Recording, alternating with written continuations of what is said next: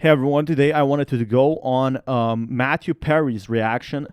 He's talking about Terra Luna Classic recovering. So this really got me thinking, are we in bad news? And I absolutely love reacting to other YouTubers. So he said not financial advice. I love his shirt over here. But be sure to smash that like button, guys. And he has been talking about Terra Luna Classic being in red. And that's what I'm going to be talking about. Billions of dollars flow through the volume, and that's a good thing. This is what I want to see. Other people want to see positive volume, but sometimes you see a lot of volume and you see a negative amount, or not a negative amount of volume, but a negative impact from that volume. So maybe 60%, 70% sell, 30% buy, whatever you're looking at, you're going to see a negative impact to that volume. And it's totally understandable. It's not something that you need to really harp about.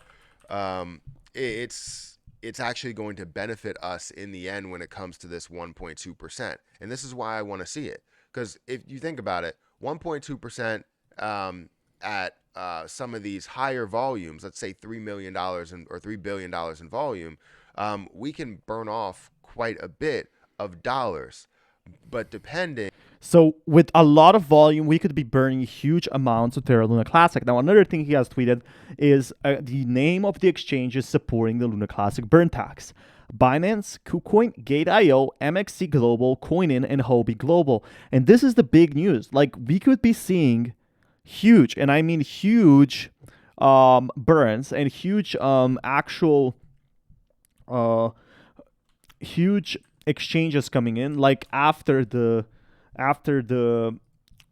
thing, like after the big exchanges coming in, the other ones will come in as well, and come out there and support Terra Luna Classic, because that's what we want to see. We want to see Terra Luna Classic grow. And he's saying with a lot of volume, Terra Luna Classic can actually recover. Definitely going to make a move. It just will happen in due time. Don't get impatient with your position and say, you know what, I'm down quite a bit. Yeah, if you invested at the high point, it makes sense that you would see a pullback. It really does make sense that you would see a pullback.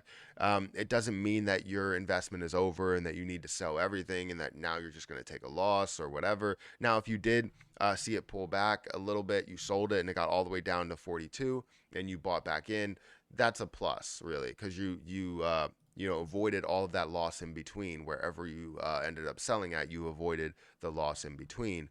But it's very difficult to do something like that because you can't accurately predict exactly where it's going to fall to.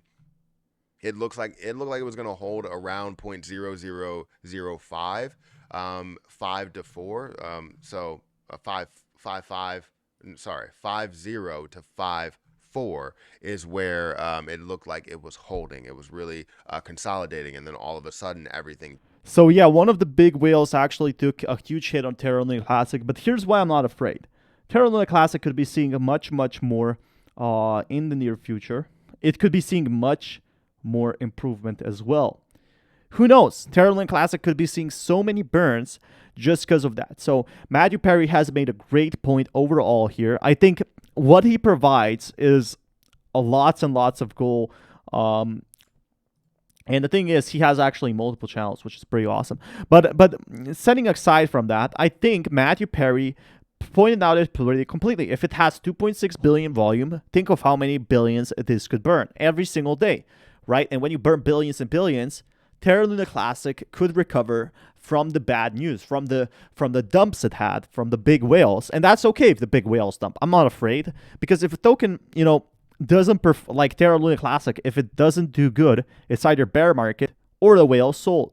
So what do you guys think about my thoughts? Let me know in the comments below, and I'll keep you guys updated with more news. Until next time, peace everyone.